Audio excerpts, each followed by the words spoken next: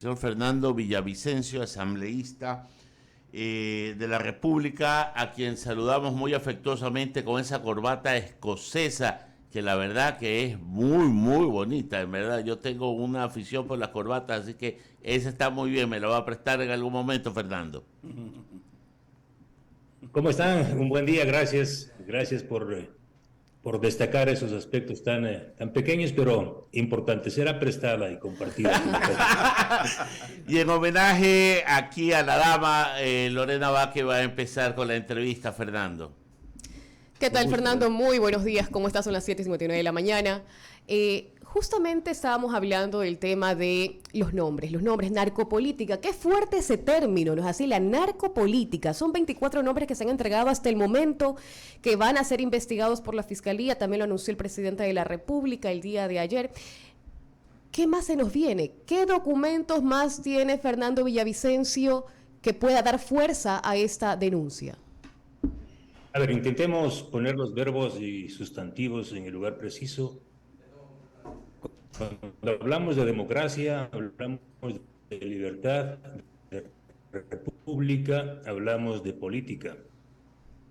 Ese arte de poder representar los...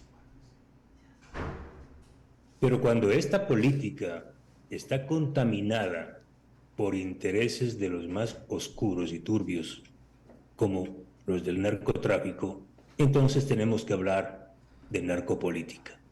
Y si hablamos de narcopolítica, vamos inexorablemente a hablar de narcodemocracia, de un narcoestado y del fin de la república. Eso es lo que estamos viviendo ahora. No es que el Ecuador se está aproximando peligrosamente a un estado narcodelictivo. Somos un estado tomado por los carteles del narcotráfico. Nosotros tenemos información reservada, no podemos revelar aún, pero sí puedo decirle a la ciudadanía que el Ecuador está viviendo momentos muy graves,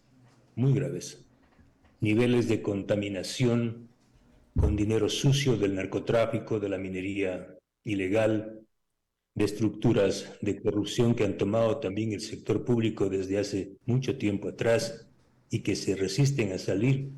Todo esto, reitero, ha contaminado el sistema sanguíneo del Estado, de la política y de sus instituciones en general.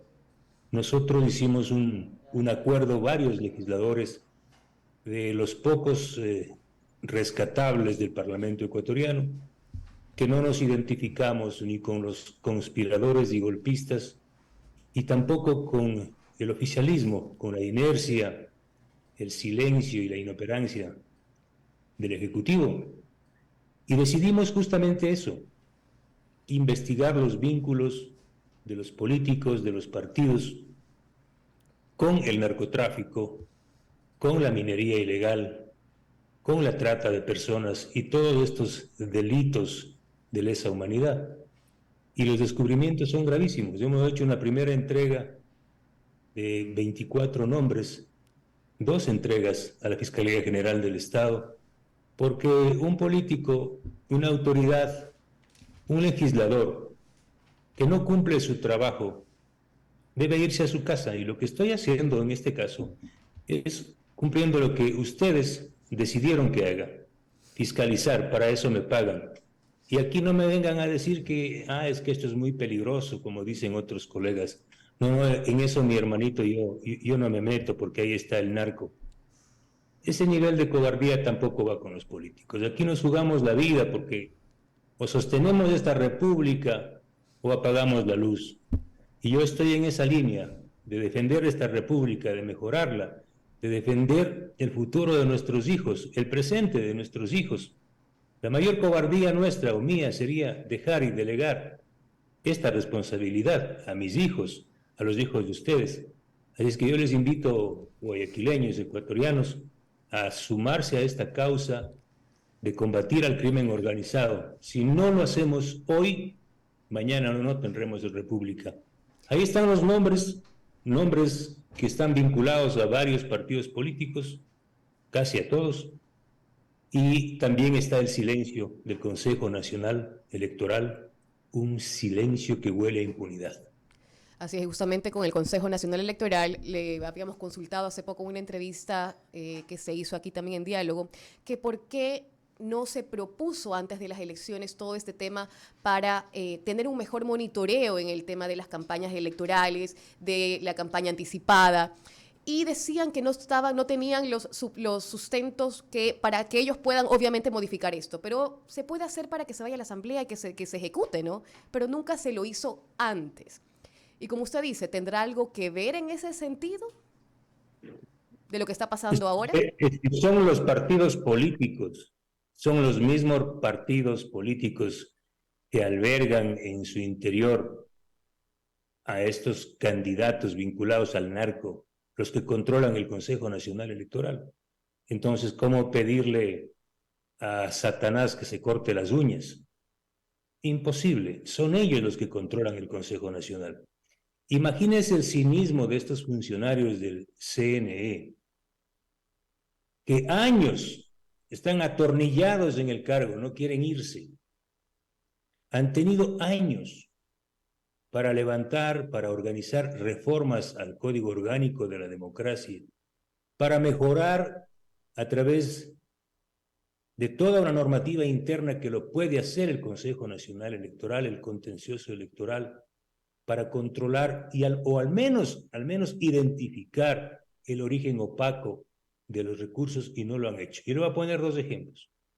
Hace ya casi 2 años, yo presenté una denuncia al Consejo Nacional Electoral por el falso crowdfunding de Andrés Arauz. ¿Se acuerda usted? El candidato a la presidencia del correísmo dijo que había financiado su campaña con un crowdfunding, es decir, con una vaca electrónica digital, ¿sí? A través de una plataforma creada por el correísmo. Resulta que esto fue falso. No fue ninguna colecta pública. Ahí hubo financistas. Yo presenté los registros de estas personas que financiaron la campaña electoral. ¿Qué hizo el Consejo Nacional Electoral? Nada. ¿Qué hizo la Fiscalía General del Estado? Nada. Es decir, hay un nivel de complicidad institucional con estas operaciones delictivas que asusta. Algo más. De mi propia cosecha como periodista de investigación y otros colegas, levantamos la mayor investigación de esta historia llamada Arroz Verde o sobornos. ¿Qué significó Arroz Verde? La Fiscalía inició una acción que confirmó toda nuestra investigación y se llevó adelante el juicio más grande de la historia.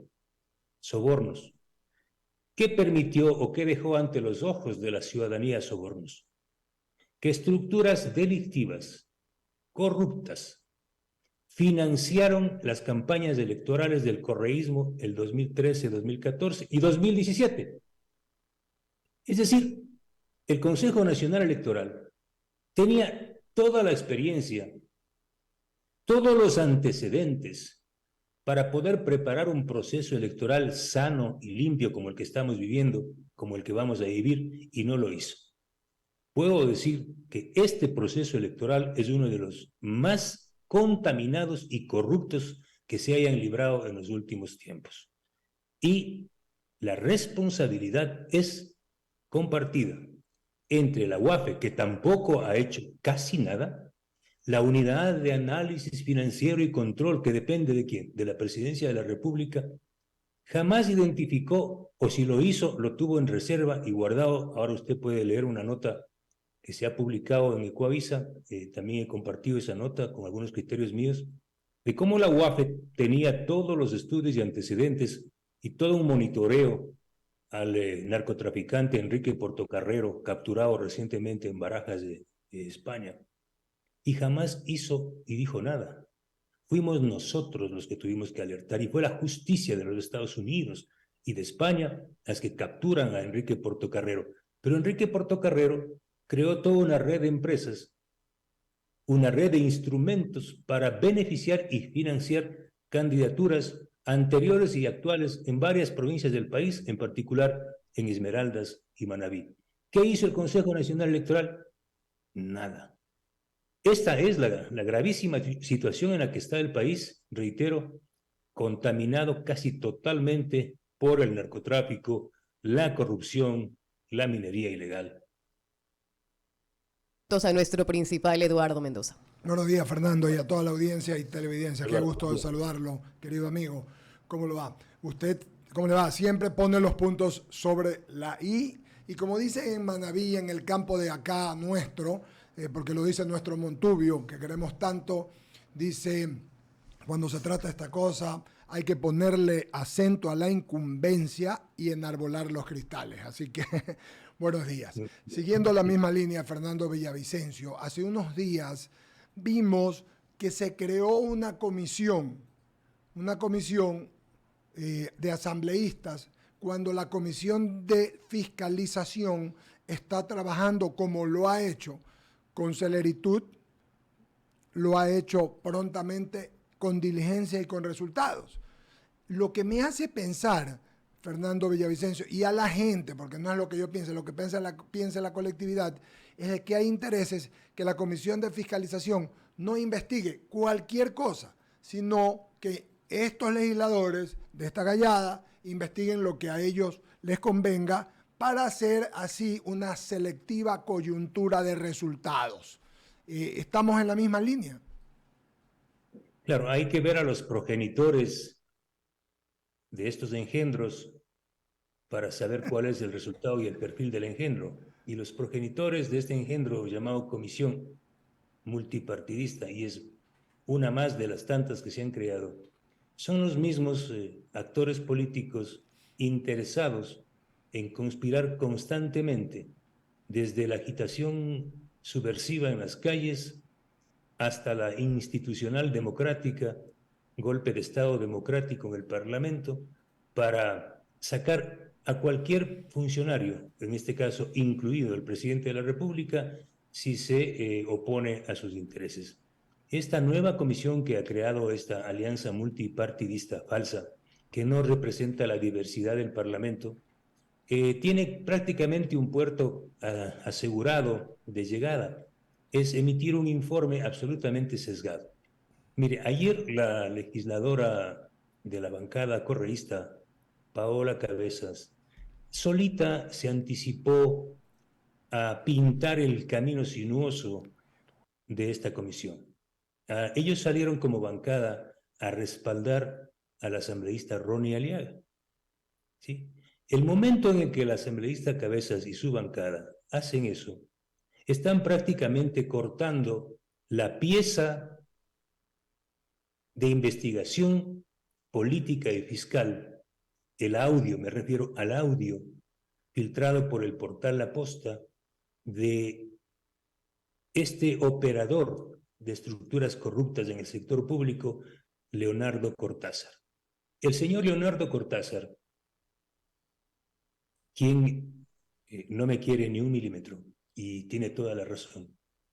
En este audio revela vínculos o presuntos vínculos del cuñado del presidente de la República, el señor Danilo Carrera, del señor Cherres, del señor Hernán Luque, de operadores intermedios, y también dijo en el mismo audio, en la misma conversación que fue capturada por Anderson Boscan, que el señor asambleísta Ronnie Aliaga depende de ellos, no solo de él, de ellos, refiriéndose también e incorporando en ese grupo a su jefe, al señor Javier Jordán Mendoza, prófugo de la justicia, dueño de la mansión con esa hermosísima piscina, donde coincidieron todo tipo de personajes en abril del año 2022.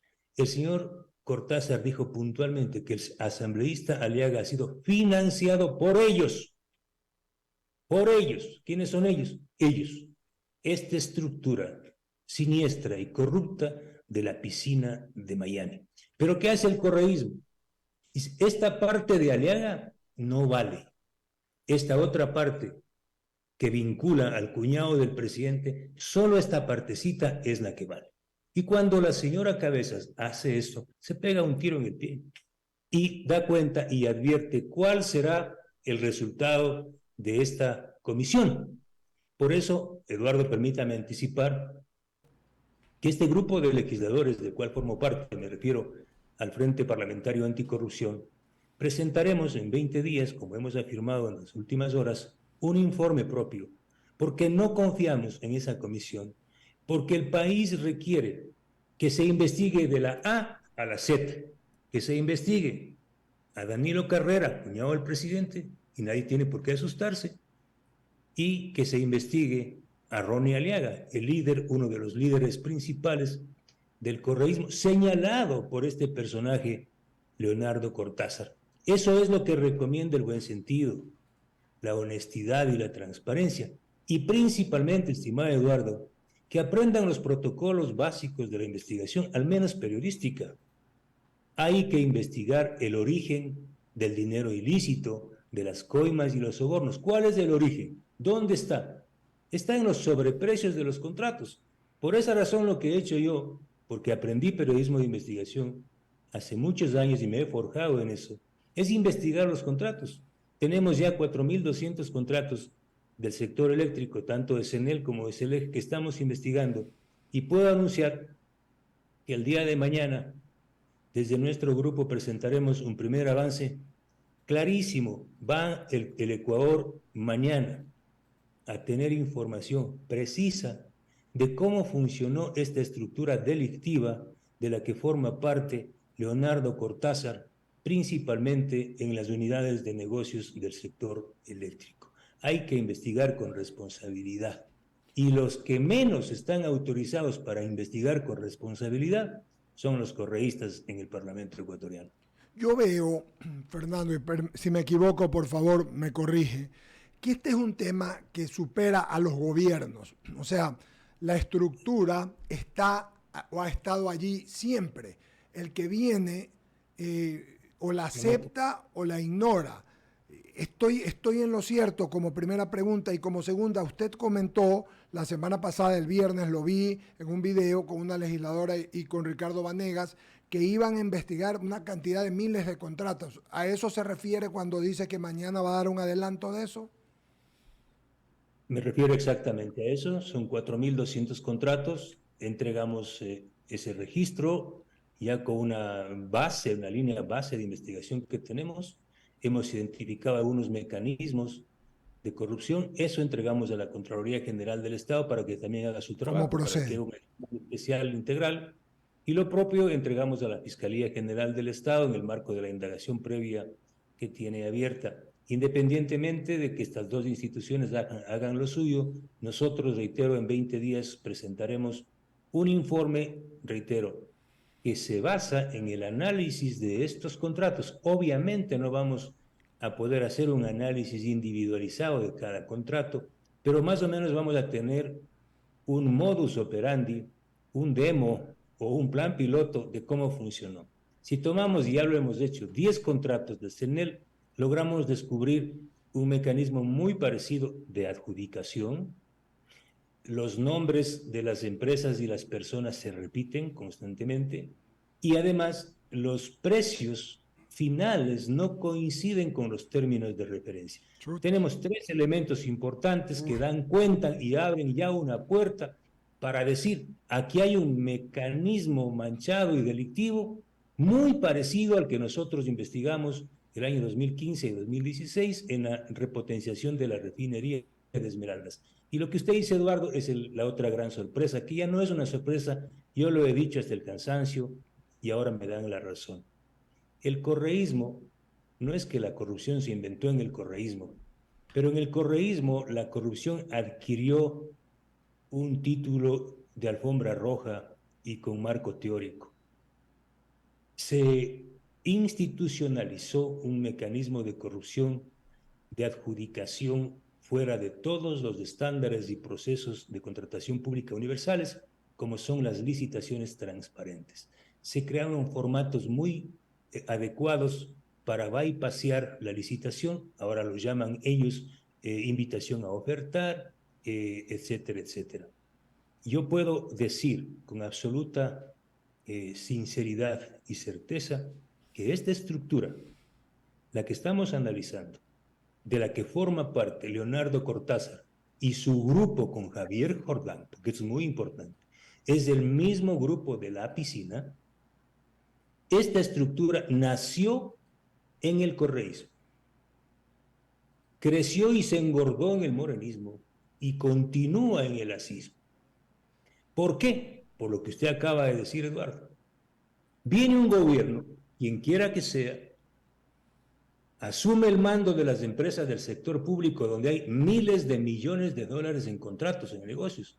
Lo que estamos señalando nosotros es que en estos 4,000 contratos de CENEL y SELEC se han adjudicado en menos de 2 años 1,000 millones de dólares aproximadamente. Insisto en la cifra. 1,000 millones de dólares. Vamos a tomar arbitrariamente este comentario que ya es carne de la corrupción en el Ecuador. El 10% del monto de los contratos se deriva en corrupción. El 10 es bajo. Hay casos en el correísmo que hemos visto el 30, el 40 y más. Solo el 10%, estimado Eduardo, amigos y amigas que me escuchan, de 1,000 millones de dólares, estamos hablando de 100 millones de dólares directo a la vena. ¿Cómo funciona este mecanismo? Entonces llega un gobierno, quiere firmar los contratos en el sector eléctrico y petrolero y no sabe cómo hacer porque no conoce. Entonces, en lugar de crear su propia estructura, se encuentra con una estructura vieja que ya estaba lista y se somete. Eso pasó con Lenín Moreno. Llegó al poder, la estructura del correísmo estaba ahí y se sometió. Por eso es que Cortázar viene del gobierno de Correa, se instala y engorda en el gobierno de Moreno y continúa. Eso pasó con el gobierno del presidente Lasso. No fueron capaces de remover esta estructura ni en el Seguro Social, ni en Petroecuador, ni en el sector eléctrico. Y esta estructura sigue ahí, solo que con nuevos líderes, con nuevos amos, que ahora hemos identificado quiénes son o quiénes podrían ser. Fernando Villavicencio, esta denuncia, esto que ha pasado y esto que usted señala, presidente de la Comisión de Fiscalización, querido amigo, tiene en mi criterio, algo aparte de todo lo que comentamos, y es que podría a mucha gente en la consulta popular hacerle sentir que las votaciones o que su voto en la consulta popular debería ser de rechazo, cuando no tiene nada que ver. La consulta es una cosa y yo creo que le hace bien al país, pero hay gente que está queriendo aprovechar y he aprovechado de estas cosas para que la consulta fracase y con ello sigan reinando los que reinan. ¿Estamos en la misma línea, Fernando Villavicencio? Déjeme decirle que, mire, esta consulta popular o una consulta popular debió realizarse los primeros 100 días del gobierno de Lasso. Y esa es responsabilidad, o digo en términos exactos, irresponsabilidad del presidente Lasso de no haber cumplido los acuerdos. Firmó conmigo un acuerdo en campaña en la segunda vuelta para poner a consideración de los ciudadanos en consulta popular 4 preguntas que para mí eran importantes. La una, avanzar a un sistema parlamentario mucho más moderno, eficiente y democrático, que supere esta asamblea copiada de la estructura siniestra y dictatorial de Venezuela. Porque este modelo de asamblea que tenemos fue copiada del chavismo. Es una asamblea que no ha servido para nada. Yo estoy ahí, conozco cómo funciona. Mi gran anhelo era tener un parlamento bicameral con un senado de altísimo nivel ético, político, académico e incluso estético. Y una cámara baja con todos los derechos de los candidatos a ser diputados, que pueda trabajar leyes, construir leyes, etcétera, etcétera. Esto no se logró porque la Constitución no lo permite. Sin embargo, sí dio un gran paso al impulsar la reducción del número de asambleístas. Yo les quiero decir esto a los ciudadanos. Cada asambleísta, incluyendo 2 asesores y 2 asistentes y otros gastos operativos, le representa al país casi $16,000 mensuales. Repito la cifra, aproximadamente $16,000 mensuales. ¿Y cuál es el resultado de esta Asamblea Nacional? Prácticamente cero. Hay algunos legisladores que nos esforzamos por hacer nuestro trabajo, pero la gran mayoría, el 95% de legisladores, deshonran su presencia y deshonran lo que es un Parlamento Nacional. Yo les pregunto a los ciudadanos, ¿ustedes quieren seguir aumentando el número de legisladores? Con el censo actual para las elecciones del 2025, aproximadamente ya no estaríamos hablando solo de 137 legisladores, sino de 160 o 170 legisladores. Qué bárbaro. Si gana el sí en esta pregunta, que es la pregunta 3, el número de legisladores que elegiremos en el 2025 no será más de 110 asambleístas. Y obviamente el Ecuador tendrá una mayor representación y representatividad, porque no es el problema. Alguien aquí nos han querido meter a la fuerza en la cabeza de los ecuatorianos que los legisladores provinciales responden a la provincia. Mentira. No existen asambleístas provinciales, existen asambleístas. Todos somos asambleístas nacionales. Y escucho por ahí algunos legisladores que están fiscalizando sus carreteras en la provincia, que están fiscalizando las obras. No, señores. El Consejo Provincial tiene su propio órgano de fiscalización. El Consejo de cada municipio tiene su propio órgano de fiscalización. Los legisladores no podemos fiscalizar, señores, no sean mentirosos. Y cuando dicen, ¿qué dicen los legisladores de provincias? Hoy tengo que irme el día jueves temprano porque tengo que hacer trabajo en territorio. Esa palabreja que me enoja. Trabajo en territorio. Mentirosos. No hacen ningún trabajo en territorio. Un legislador es un legislador de la República. Tiene 2 actividades, 2 responsabilidades. Hacer leyes y fiscalizar al país entero. Sí, no fiscalizar a los gobiernos autónomos descentralizados. Mentirosos. Un legislador debe representar las voluntades de los ciudadanos, no de las provincias. Reitero, por eso yo estoy de acuerdo con impulsar esta pregunta, el sí, porque le va a hacer mucho bien al país. Y para mí la pregunta trascendental, en esta guerra contra el crimen organizado, ¿ustedes han escuchado a legisladores enfrentarse como lo hacemos nosotros contra el crimen organizado? No. Siembran las canillas. Y muchos porque son parte del crimen organizado. Sí, tienen miedo.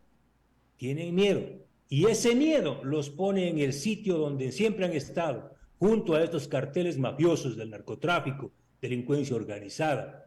La pregunta más importante de la consulta es aquella que intenta poner al Ecuador a nivel del mundo, de la normativa internacional, facilitar la extradición de delincuentes peligrosos, de criminales vinculados al narcotráfico, al lavado de activos, a la corrupción, a la trata de personas. ¿Qué ciudadano en el mundo puede estar en contra? Mire lo que acabamos de vivir este momento. Para la captura de este narcotraficante ecuatoriano Enrique Portocarrero. ¿Qué hubiese pasado si el Ecuador aquí se capturaba a Enrique Portocarrero? Este que está financiando a candidatos de al menos 5 partidos en la provincia de Esmeraldas y también en la provincia de Manabí. Hubiese entrado a la cárcel por la puerta con una gran fotografía, capturado Enrique Portocarrero. 2 días después viene un juez curipayo y le sacan y le ponen en libertad. Eso pasa aquí en el Ecuador, con una justicia de mierda, con una justicia que no hace justicia. Por esa razón, entonces, la policía de España, la policía de los Estados Unidos, con el apoyo de la policía de Ecuador, capturan en Madrid y ahora va a ser extraditado a los Estados Unidos. Gracias, Ramiro. Sigue luego Enrique San Martín. Quedaba asombrado con el francés de Fernando. Buen francés, muy claro y espeso. Perdón. Un expreso francés, no se preocupe. Tranquilo, que está bien, Fernando. Me salió. Le salió, a nosotros también a veces. Decía mi amigo Alberto Cortés, no hay malas palabras, existen malas intenciones atrás de ciertas palabras. Y así la cojo. No sé por qué todo lo que escucho me hace recordar a Rodrigo Lara Bonilla y su actividad en Colombia, aquel fiscal, y lo veo a usted, no quiero que tenga el mismo fin, por un acaso, pero la actitud valiente, frontal, con que se enfrenta a los molinos de viento, cual Quijote en el Quijote de la Mancha, imagínense, es una tarea harto complicada. Fernando, a mí me preocupa lo siguiente. El gobierno muchas veces, con alguna dosis de ligereza, emite criterios como el de los narcos generales que nacieron de una información de un diplomático y que provocó la baja inmediata o no ascenso de 4 generales de policía, el retiro de sus visas, todo esto fue una cadena de hechos que hacía pensar que atrás de esas acciones iban a venir otras. A lo largo de un año, ni su comisión, ni otra comisión de la Asamblea, ni la Fiscalía, ni la Contraloría, ni nadie ha encontrado absolutamente nada sobre este tema. O no existe, o no han investigado, y si estas cosas han sucedido, y si no existen, ¿no le parece que es justo también limpiar el nombre de quienes han sido de manera poco feliz citados o asignados con este mote de narcogenerales? Bueno, lo que yo veo ahí es esa habilidad de algunos, políticos y no políticos, de adelantar criterios antes de inaugurar o bautizar procesos de investigación. Y yo no podría hablar de narcogenerales nomás. Lo que sí puedo anunciar como un elemento de investigación es que existen denuncias serias e investigaciones parciales de la existencia de vínculos de personal de la tropa y de oficiales de distinto rango vinculados a operaciones delictivas, tanto de narcotráfico, de corrupción, de minería ilegal. Mire, lo que últimamente está publicando, ayer acaba de publicar el colega Arturo Torres en Primicias, la participación de militares en operaciones de narcotráfico.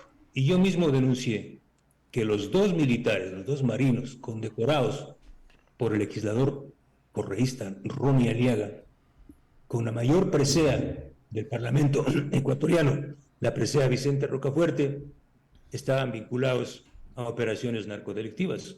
El caso del cabo Jorge León Quiñones fue parte del equipo de custodia del narcotraficante líder del cartel de los choneros de Sinaloa, Junior Roldán. Es decir, este señor se sacaba el uniforme de marino y se pasaba con una ametralladora a proteger y a cuidar la seguridad de un narcotraficante. ¿Qué significa esto? Pero ayer Primicias revela que otro cabo de la Armada, que fue encontrado con 20 kilos de cocaína en un auto de la Armada, ¿sí? Este tipo está vinculado también a este otro cabo que fue condecorado por el asambleísta Ronnie Aliaga. Y otro cabo, también condecorado, es el señor cabo Fabricio Cordero Vergara. Este caso es más grave, porque este señor aparece vinculado, con información confirmada por la propia Marina y la policía, a una empresa de seguridad no reconocida, pero que opera, que trabaja, que se llama VIP Halcones.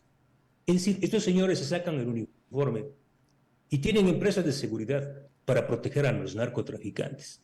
Este señor Fabricio Cordero fue nada más y nada menos que edecán del actual vicepresidente de la República, hasta que yo denuncié el caso y ha sido retirado. El otro cabo fue dado de baja.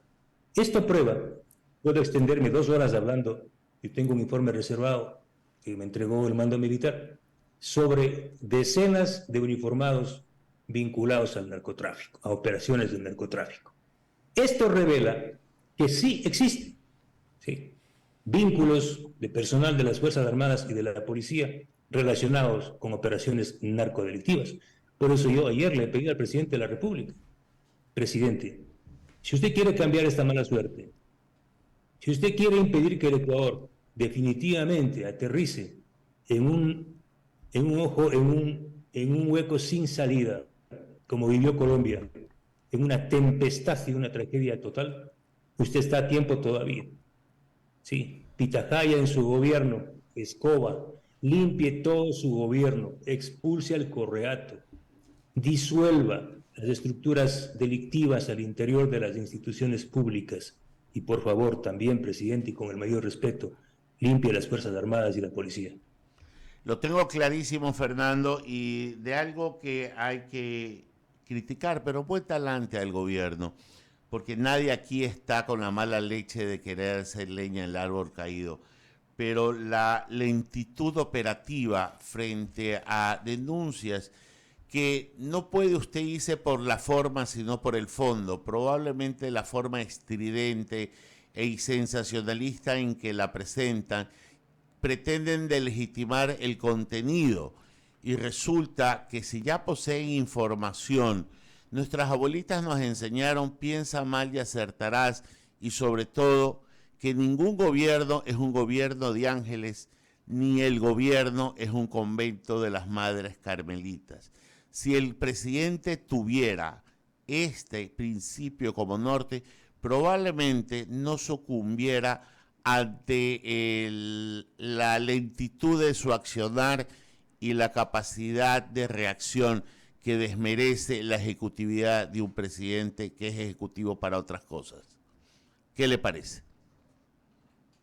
Esa es la línea que debería quebrarse, esa es la alerta que el gobierno debería entender, y son millones de voces que le piden al presidente que no sucumba, que se libere, que se sacuda. Yo puedo decir y dar cuenta no solo de la mala suerte, no solo de la tragedia, de la contaminación del gobierno, sino también de actitudes valientes y que honran al presidente Guillermo Lasso. Al menos 3 acciones en las que yo he participado, he visto y he sido testigo de cómo al presidente no le decían la verdad algunos de sus círculos. El caso, por ejemplo, de la pretendida ampliación de un contrato petrolero multimillonario del bloque petrolero 16. Había fuerzas interesadas en que el presidente amplíe ese contrato por 20 años cuando ya tenía que revertirse al Estado el mes pasado, el mes de diciembre, y toda la infraestructura y reservas valoradas en $2,000 millones que pasen al Estado. Habían grupos poderosos interesados en que el presidente amplíe este contrato por 20 años para la firma New Stratus. Y claro, pese a todas las presiones, el presidente hizo caso a la verdad. Y me llamó una tarde y me dijo: Fernando, no me dijo, tenías la razón, he decidido no renovar ese contrato. Y esa es una actitud buena, habla bien del presidente. También otro caso que querían pagarle $8 millones con presiones y con un informe alterado de la Procuraduría de Petroecuador a una empresa comercializadora de combustibles sobre un rubro que nada tenía que ver. Esos 8 millones podían ser homologados por las otras 14 o 16 comercializadoras y le iban a sangrar al Estado más de $200 millones. Yo le escribí al presidente y le dije: presidente, esto es ilegal, incorrecto, es corrupto. El presidente ordenó y el procurador de Petroecuador, el mismo procurador, cambió de criterio. Le ahorramos al país $200 millones. Puedo seguir contando algunas más. El propio caso Coca-Cola Sinclair. Había presiones de sectores muy poderosos de China y de aquí, de que el gobierno reciba la central hidroeléctrica con 17,000 fallas y otras estructurales. El presidente finalmente se impuso y dijo: no voy a recibir la central en esas condiciones. Estos temas hablan bien del presidente Guillermo Lasso, pero también dan cuenta de que hay un círculo que no permite que toda la información y la verdad les llegue, y eso se puede entender. Por eso, presidente, hay que limpiar el gobierno. De acuerdo totalmente, asambleísta de Villavicencio. Mire, está claro que el trabajo de ustedes es legislar y fiscalizar, y esto es mi criterio. No sé cómo usted lo comparta, pero ¿qué se puede hacer? Porque todos los días se hace apología del delito a través de ciertos medios de comunicación cuando difunden estas narconovelas, serienovelas, donde ponen al capo como un ídolo. Y algo que me llamó la atención: a fin de año circula un video, después de que pasan las Navidades, 3 niños, aquí en Guayaquil creo que fue, van en una motocicleta o bicicleta, creo yo, que les habían regalado, pero eran menores de edad y jugaban al sicariato.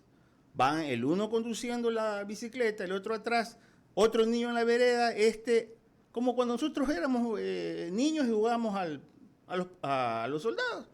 Le dispara al otro y el otro se desploma en la vereda. Entonces, los menores, los jóvenes, están viendo que el mínimo esfuerzo es mucho más efectivo que el mayor esfuerzo. Que se han perdido valores, estoy de acuerdo totalmente, pero algo podemos hacer. Yo sé que asambleísta no está entre sus capacidades, pero hagamos algo por el bien. Si ya estamos embarcados en este peligro, y que usted muy bien lo señala y celebro y en verdad felicito esa valentía que tiene, ¿podemos hacer algo al respecto, asambleísta? No podemos, estamos haciendo. Yo sé que si no fuésemos 4, 5, 6 legisladores o ciudadanos, la prensa, el trabajo de la prensa es quizá el último espacio de defensa de la República, y lo estamos haciendo. Por eso puedo decir que no todo está perdido, pero sí, también hay actores y hay sectores que se apasionan y construyen estas series de telenovela en el periodismo, falsificando la naturaleza del periodismo de investigación, porque ahora es muy fácil entrevistar a narcotraficantes y dar micrófono y dar pantalla a criminales y a prófugos de la justicia. En este país el principal actor de la política es un prófugo sentenciado por cohecho, es decir, por robo de los fondos públicos. Este es el caso clarísimo, y todos los días los medios de comunicación, al menos de un sector, le da micrófono y le da pantalla a este delincuente prófugo de la justicia. Usted sabe a quién me refiero, Rafael Correa Delgado. Muy claro. Fernando, ojalá que el presidente tome sus observaciones, que aquí con Eduardo y esta mesa de diálogo, con todo el respeto que nos merece el primer mandatario, y aprecio, porque se le tiene aprecio, ya le hemos sugerido. Y creemos en sus redes. No es que el círculo íntimo sea corrupto, yo no creo eso.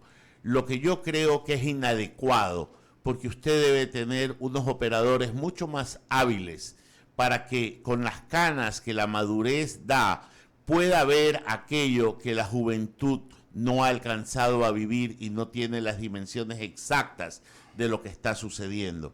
Este replanteo organizacional en la estructura gubernativa del Ejecutivo es lo que se demanda, y cuando uno escucha decir que no hay ningún cambio en ciernes, uno se preocupa. Yo no sé usted qué opina de esto.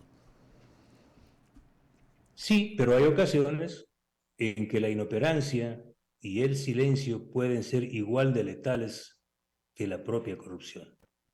Sí, en efecto.